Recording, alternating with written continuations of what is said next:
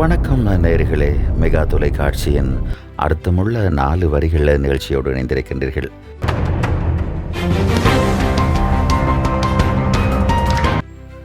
இன்றைய நிகழ்ச்சியிலே முகமது ஃபரீஸினுடைய முகநூல் பக்கத்திலே இருந்து சுவாரஸ்யம் நிறைந்த அன்றைய நாளும் இன்றைய நாளும் எனும் தலைப்பிலே சில வரிகளை பார்த்துவிடப் போகின்றோம். பெரிதாக யாரிடமும் வசதி இல்லை, ஆனாலும் அன்பு கொட்டி கிடந்தது அந்த நாட்களில். பெரிய வீடுகள் இல்லை, ஆனாலும் வீடு முழுவதும் உறவுகளால் ஜொலித்திருந்தது. அகன்ற பாதைகள், ஆடம்பர வாகனங்கள், கையடக்க தொலைபேசிகள் எதுவுமே இருக்கவில்லை அந்த நாட்களில். ஆனாலும் சொந்தங்கள் தினமும் கூடி உண்டு மகிழ்ந்த நாட்கள் அது. உம்மம்மா, மூத்தம்மா, வாப்பம்மா, மூத்தாப்பா, அப்பச்சி, சாச்சா, பெரியம்மா, பெரியப்பா, மாமா, ஒன்றுவிட்ட சொந்தம், தூரத்து சொந்தம் என்ற உறவுகளின் நீண்ட வரிசையில் எல்லோருக்குமே அந்த காலத்தில் நன்றாக தெரிந்திருந்தது.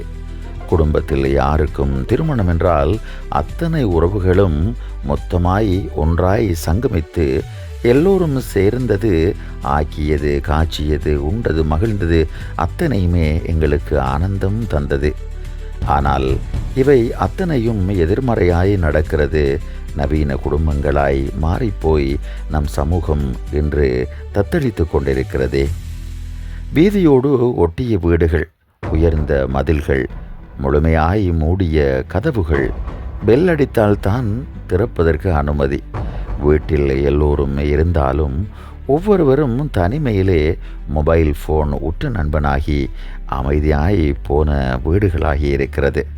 புழுதி மண்ணில் உரண்டு புரண்டு ஊட்டச்சத்தை அள்ளி எடுத்த குழந்தைகள் நாங்கள் அன்று.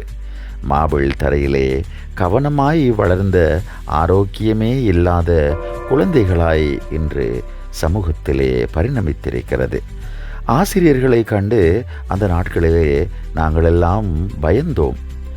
ஆனால் இன்றைய மாணவர்கள், ஆசிரியர்கள் மாணவர்களை கண்டாலே ஓட்டமெடுக்கின்ற காலமாக மாறியிருக்கிறது. என் பிள்ளைக்கு ஏன் அடிக்கவில்லை என்று அந்த நாட்களிலே ஆசிரியர்களை பார்த்து பெற்றோர்கள் கேட்டார்கள். ஆனால் இந்த நாட்களிலே ஏன் என் பிள்ளைக்கு நீங்கள் அடித்தீர்கள் என்று ஆசிரியர்களை பார்த்து கேட்கின்ற பெற்றோர்களாக மாறியிருக்கிறார்கள். உலகமும் சுருங்கி, உள்ளமும் சுருங்கி, உறவுகளும் சுருங்கி, இப்படி அத்தனையும் சுருங்கி போனது இந்த காலம். இவ்வாறு முகநூல் பக்கத்திலே ஃபரீஸினுடைய முகநூலிலே இருந்து அன்றைய நாளும் இன்றைய நாளும் என்ற தலைப்பிலே ஒரு சுவாரஸ்யமான கருத்தாழமிக்க தகவலை வழங்கியிருக்கின்றார். தென்கிழக்கு பல்கலைக்கழகத்திலே நூலக உதவியாளராக கடமையாற்றுகின்ற அன்புக்குரிய ஃபரீஸ் அவர்களுக்கு நாங்கள் இந்த சந்தர்ப்பத்திலே மெகா தொலைக்காட்சியூடாக நன்றிகளையும் வாழ்த்துக்களையும் தெரிவித்துக் கொள்கின்றோம். மற்றும் ஒரு நிகழ்ச்சியிலே சந்திக்கும் வரை உங்களிடமிருந்து விடைபெற்றுக் கொள்ளும் நான் ராஜி முகமது. வணக்கம் நேயர்களே.